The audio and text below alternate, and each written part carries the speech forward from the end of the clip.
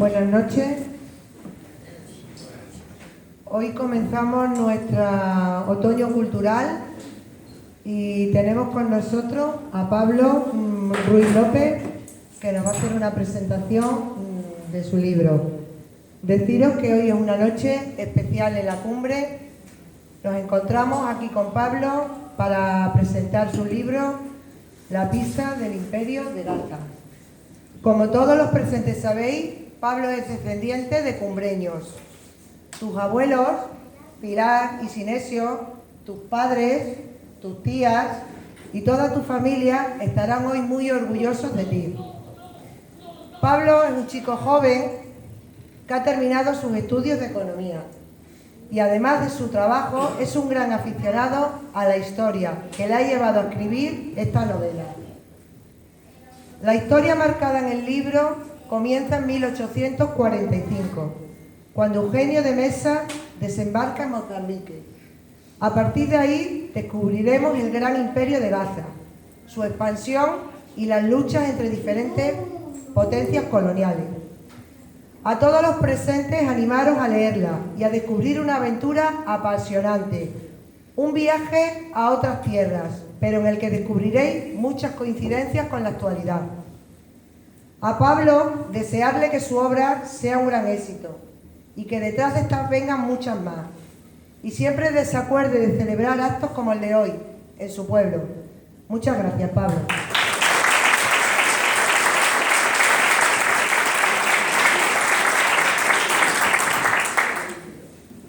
Bueno, buenas noches. Para mí es una gran alegría, como ya se ha dicho, estar aquí en mi pueblo, donde tengo mis raíces y donde he pasado grandes momentos. Para mí es una gran alegría estar aquí y quería pues empezar, por supuesto, agradeciendo al Ayuntamiento, a la Corporación Municipal y a todos los vecinos y habitantes de la cumbre que, bueno, han dedicado un minuto en venir aquí y estar conmigo en esta noche. Veo muchas caras conocidas, muchos amigos míos y de mi familia y también muchos familiares, pero no podía empezar de otra manera sino, que hay una persona que aquí me falta mucho, una persona que me hubiera encantado que estuviera aquí de corazón y que, como voy a contar, como vamos a charlar hoy sobre el libro, está a lo largo de toda la novela en muchas de las cosas que yo hago, que es mi abuelo Sinesio. Este libro está pensado y trata una historia de la que tengo muchas ganas de contaros ahora, pero es verdad que su vida, su ejemplo, el que los conocieron y tuvieron el gusto de tratar con él, no solo mi familia, sino los grandes amigos y amigas que hizo en este pueblo, lo recuerdan con cariño. Y como digo, no podía empezar de otra manera, sino rindiéndole un homenaje y, bueno, echándole mucho de menos y haciendo esto con la ilusión de que a él le hubiera gustado mucho y que todo lo que haga de aquí en adelante y todo lo que llevo hecho, pues bueno, es en parte a todas las enseñanzas, alegrías y ilusiones que él me dio y que pude aprender de él. Así que, bueno, iba a pedir un aplauso para él.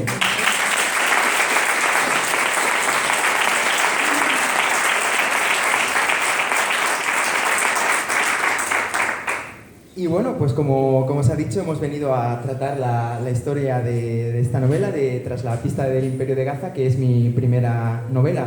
Y como también hemos dicho, pues bueno, a mí me hace mucha ilusión venir aquí a mi pueblo y a Extremadura, a la cumbre, a presentarlo. Y quería, porque la historia de Extremadura, o de este pueblo, de todo lo que lleva detrás, recorre a lo largo de la novela todas estas páginas, por lo que quería empezar leyendo un breve extracto, un breve fragmento. Igual puedes utilizar este micro. ¿Sí? Va. ¿Se me escucha? ¿Sí? Va. Sí. Fueron días felices para todos, pero especialmente para Bruno. ¿Se ve peor? No, yo te lo pongo. No, no te preocupes. No. ¿Sí? Tú lees. Vale. Fueron días felices para todos, pero especialmente para Bruno. En Oporto disfrutó de interminables tardes con su abuelo, que le habló de sus aventuras en los comienzos de la naviera, de lo mucho que le costó arrancar aquel negocio, ahora mundial, pero que en sus orígenes comenzó en un pequeño dique a las orillas del río Duero. El joven, que hacía muchas preguntas a su abuelo, iba apuntando sus recuerdos en un cuaderno de piel de cebra que le había regalado Jorge y Felipe en una de sus visitas a la empresa.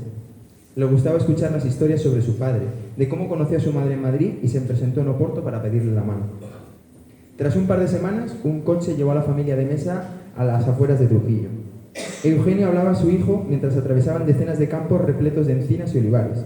Le contaba historia de los hombres que, hacía no tanto, se embarcaron en unas cajas de madera pegadas a una vela y cruzaron el océano para descubrir América. Bruno escuchaba estas historias sin perder un solo detalle, y una vez en casa de sus abuelos paternos, después de comer un inmenso plato de migas hecho con todo el amor de su abuela, salió con su padre y con su abuelo a la calle.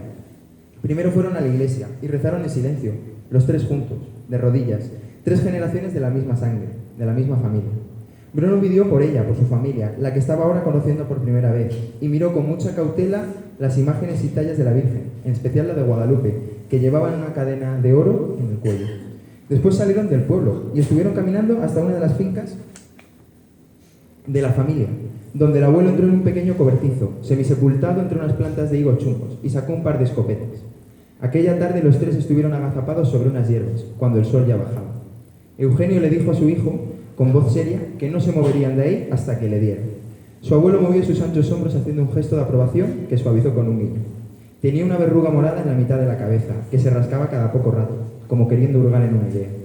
Así estuvieron durante casi 2 horas, hasta que una bandada de pájaros alzó el vuelo, y Bruno, sosteniendo el cañón a duras penas, apoyado en una roca y con la ayuda de su padre, disparó primero una salva y luego 2 tiros que resonaron en medio del campo. Nada. Nada. Los pájaros volaron por encima de sus cabezas y varios de ellos soltaron su blanca carga sobre ellos.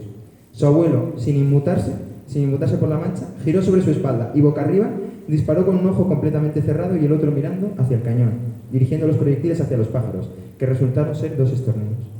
Mucho rato estuvieron sin que se moviera un alma en el coto, y estaba anocheciendo, cuando justo a la vuelta de Eugenio, desde un desagüe sobre unos matorrales, el abuelo le indicó al joven Bruno que bajo los olivos se estaba moviendo algo. Su nieto disparó sin pensarlo 2 veces, y un hermoso conejo fue alcanzado de lleno, las 2 veces. Su blancura se tiñó de muerte, y el abuelo le apretujó con fuerza entre sus brazos, mientras el fusil, aún caliente, descansaba sobre el tronco del olivo. Poco antes de dormir, esa misma noche, mientras Bruno leía la luz de una vela en el desván que se le había acomodado como habitación, su abuelo entró con una sonrisa, portando una botella de licor de hierbas. «Tu padre me mataría si se entera que te estoy dando de beber», dijo mientras le servía en uno de los vasos. Tomaron un par. Bruno empezó a sentir, de repente, el calor en su estómago y dejó de entender a su abuelo, que hablaba moviendo las manos. Dijo algo y buscando algo en los bolsillos de su camisa sacó una cruz de oro. «El Cristo de Serradilla, para que esté siempre Él contigo, para que siempre estemos unidos». Y cerrando el lazo de su cadena, se la colocó en el cuello a su nieto, mientras que con la otra mano le enseñaba la suya. Se abrazaron y su abuelo le puso la mano sobre la cabeza, dándole la bendición. Después salió de la habitación a la vez que Bruno apagaba la vela. De lado, en silencio, rezó, pidiendo poder disfrutar de sus abuelos muchos años más.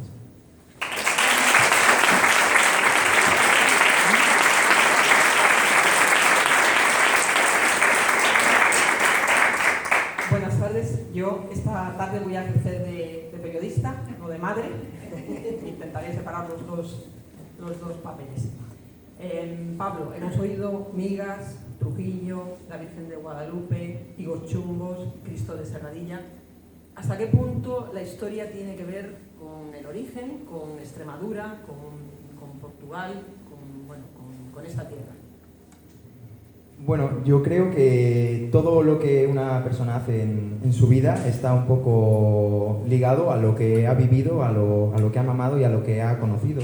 Y sin duda para mí, en todo acto de escritura, tengo muy claro, pues bueno, la herencia de mis abuelos, la herencia de mis padres, la relación con mi hermana y todo lo que he podido aprender de ellos. Entonces, sin duda yo, cuando ahora tratemos un poco sobre la novela, he intentado dejar pequeños destellos, pequeñas pinceladas, pues de mi familia, de las relaciones que he tenido con mis amigos y todo lo que he ido aprendiendo en la vida, como he dicho, como un pequeño homenaje a todas las personas que me han ayudado a estar aquí y llegar a poder escribir esta novela.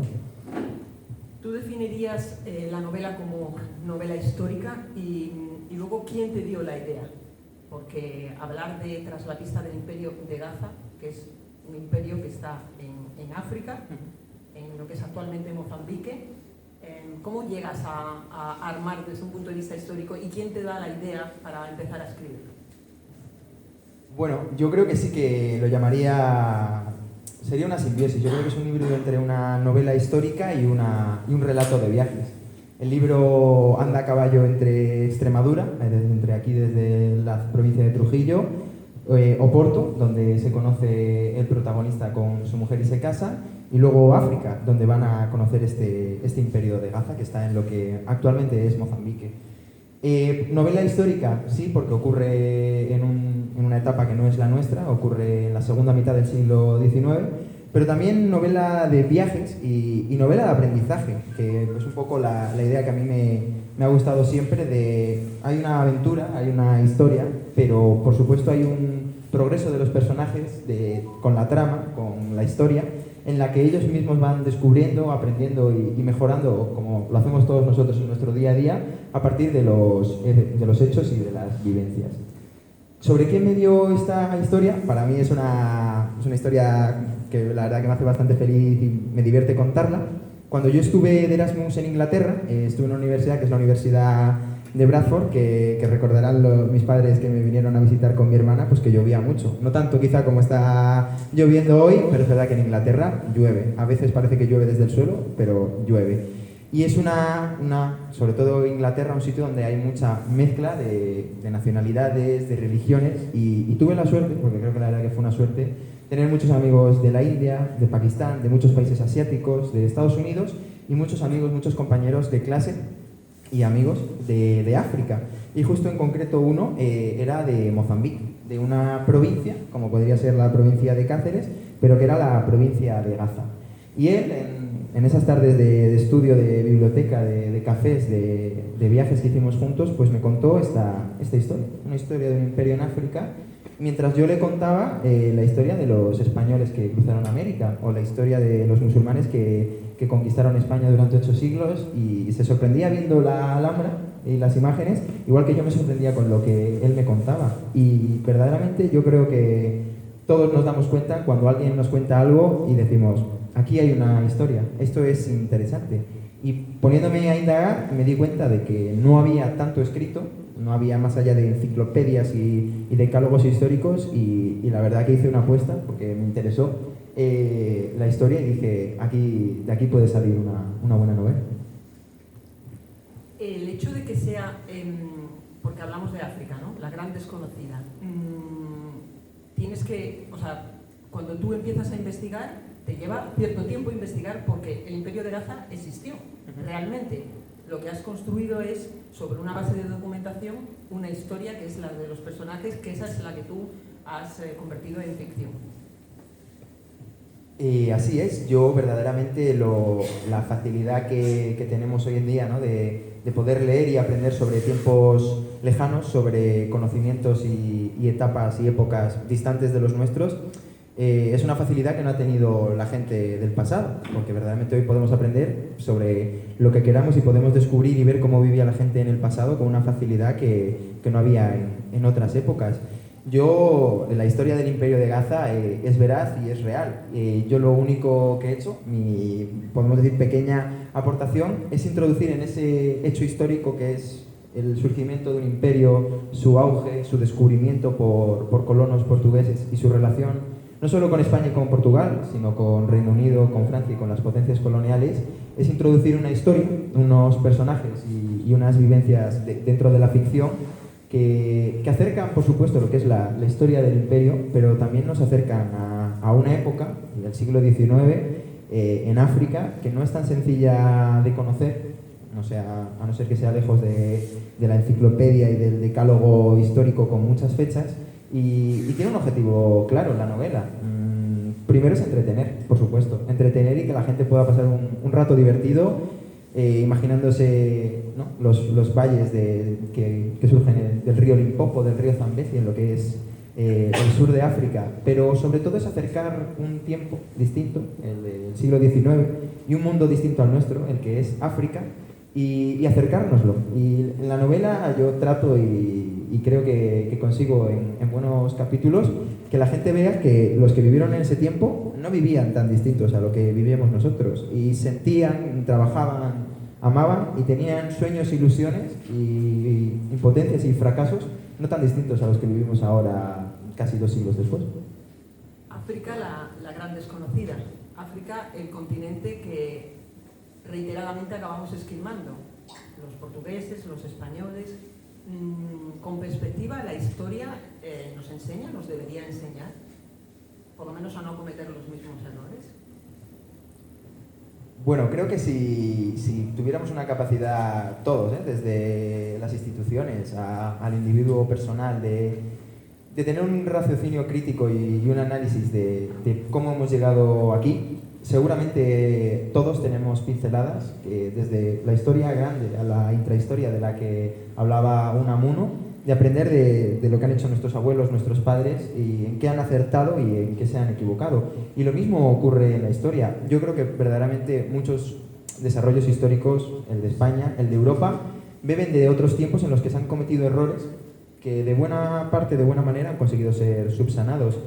Y eso verdaderamente ayuda y reconforta. El ver que situaciones, sobre todo en el siglo XX, ¿no?, pero también en el siglo XIX que trata la novela, como puede ser, por ejemplo, la Revolución Industrial, la unificación de Italia y de Alemania, o el cambio con la Primera República en España, han sido situaciones que han cambiado para siempre la historia y han dejado a la gente que vivía en esa época hitos que han cambiado su vida, al igual que nuestra vida está cambiada, pues, como puede ser, pues, por la crisis o por la transformación política y demográfica de nuestra época. Pero creo que en ese trabajo, en ese sentido, todos aprendemos. Todos aprendemos, desde el analista intelectual investigador hasta la persona con sentimientos un poco más cercanos al día a día. Todos nos damos cuenta que somos herederos de una historia, y yo creo que el trabajo y la voluntad de prosperar y de hacer cosas, de crecer y de formar familias y avanzar, es un ejemplo de cómo aprendemos de la historia y cómo intentamos, por supuesto, contribuir a ella y mejorarla. Y la historia, para quien no le guste, hay que aderezarla con tintes que tengan que ver con novela de viajes, porque también permite conocer un continente bellísimo, y hay una historia de amor. Hay que atraer a los lectores que no les guste mucho la historia o que de repente digan, ¡guau! Tras la caída del imperio, algo que ocurrió en el siglo XIX, a veces es duro, ¿no? Como un primer frente, ¿no? Por supuesto, yo el ejemplo más claro que yo he tenido es de mi pasión, que es la historia, entre muchas otras. Siempre fue el conocer la vida de la gente. Verdaderamente, guerras hay muchas, crisis económicas y fracasos en las políticas de los países hay muchos, pero a mí lo que, primero como amante de la historia y por suerte con mucho trabajo de escritor, ¿no?, esa capacidad de crear y de ficcionar la realidad, es intentar ponerse en los pies de la persona. No es sencillo estar en el siglo XIX, pero yo tuve una profesora de literatura, cuando hablábamos de grandes escritores, de sus novelas, de por qué eran universales, ¿no?, novelas de la historia, y por qué no se emocionaban y por qué se seguían leyendo libros de tantos y tantos años atrás que fueran ficción. Ella decía siempre que una novela, una película, una narración no tiene por qué ser veraz, no tiene por qué ser verdad. No, lo que se trata puede ser la ficción en un universo que no existe, pero tiene que ser verosímil. Tiene que entrarnos en la cabeza que lo que se está diciendo encaja con lo que está en nuestra cabeza. ¿Cómo nos imaginamos África? ¿Cómo nos imaginamos las relaciones de la gente? ¿Cómo nos imaginamos el barco en el que Eugenio de Mesa desembarca en Mozambique? Esas ideas, que son ideas y pinceladas dentro de la creación artística, necesitan un trabajo depurado, una documentación muy grande, para que simplemente una palabra, un detalle, se pueda ver y se pueda imaginar. Decía Hemingway, cuando escribió El viejo y el mar, que él no quería que los lectores se quedaran con las palabras que había utilizado para enseñar la playa y el malecón de Cuba, sino con lo que quería era que se quedara la gente con la sensación, con el sonido de las olas, con la playa fina y brillante de la arena, ¿no? Y eso es lo que yo lo trabajo y lo intento, porque verdaderamente una clave de la escritura, de la literatura, es poder emocionar. O Se podrá aprender, se podrá entender, pero sobre todo entretener y emocionar, y yo verdaderamente es lo que intento. ¿Qué te aporta la literatura? ¿Qué te aporta el escribir? Porque tu trabajo habitual es otro, pero evidentemente al final quieres escribir. Es una parte fundamental de tu vida. Por supuesto, yo en el trabajo que tengo, en mi día a día, en mis relaciones personales y de amistad, uno descubre, quizá a veces más pronto, a veces más tarde, la importancia de conocer y de aprender, de que nunca está de más saber de algo, de conocer un tema o una materia. Yo creo que principalmente lo que aporta la literatura son dos cosas. Uno es un espíritu crítico, una capacidad de pensar por uno mismo y tener opiniones que conforme pasan los años se agradece el poder pensar por uno mismo, el tener una opinión, el no beber de una propaganda, de un mensaje paquetizado que se acepta, sino el decir, yo no estoy de acuerdo con eso, yo he leído, yo he visto que eso quizá no fue así como tú dices. Por un lado, espíritu crítico y por otro lado, una capacidad de comunicar que da igual verdaderamente desde el médico al economista y desde el empresario al agricultor, todos nos comunicamos día a día. La función de comunicación es vital y normal y útil para el ser humano. Todos hablamos todos los días. Leer, aprender, descubrir cosas distintas a lo que estamos acostumbrados no solo hace sino enriquecer, no solo nos enriquece a nosotros, sino a la gente con la que tratamos y nos ayuda a, oye, yo he estado leyendo este tema, te cuento, pues qué interesante. Nosotros cada vez que aprendemos algo y tenemos la oportunidad de compartirlo como tengo yo por suerte aquí, estamos haciendo un regalo a la gente. Estamos intentando, no tendrá lazo, no se romperá dentro de un paquete, de una bolsa, pero estamos haciendo un regalo a la gente de algo que nos interesa, de algo que nos apasiona, el poder permitir a la gente que lo conozca y también lo comparta. Yo me pregunto, no sé si la gente también alrededor considera que eres demasiado joven para escribir una novela histórica. ¿Qué te dice la gente alrededor cuando les planteas a tus amigos, a la gente cercana con la que convives, oye, estoy escribiendo una novela histórica? ¿No eres demasiado joven como para...? Vamos, que yo tengo 50 y tantos y me dedico a esto y no he escrito todavía un libro. No sé, un poco... Pues seguramente. Yo vamos, mis padres, mi abuela, mis tías siempre han hecho muchas bromas, ¿no? Le teníamos que quitar a Pablo los libros y que se fuera a jugar al parque porque ya, estaba leyendo demasiado. Yo no creo que llegue a los extremos de Don Quijote, ¿no? De coger una larvarada y salir a los campos de Castilla o de Madrid o de Extremadura a querer conquistar nuevas tierras, pero sí que creo que la juventud no debería ser un impedimento, al igual que no debería serlo ninguna edad, desde la más avanzada a la más joven. Yo creo que todos tenemos capacidades y todo el mundo tiene inquietudes. Y a veces, por miedo, a veces por falta de apoyo personal, la gente no hace lo que quiere, lo que le apasiona. Yo siempre he tenido claro que quería estudiar una carrera, me gustaba la economía y tenía un gran apoyo de historia, pero sabía que los libros, de una manera u otra, iban a formar siempre parte de mi vida.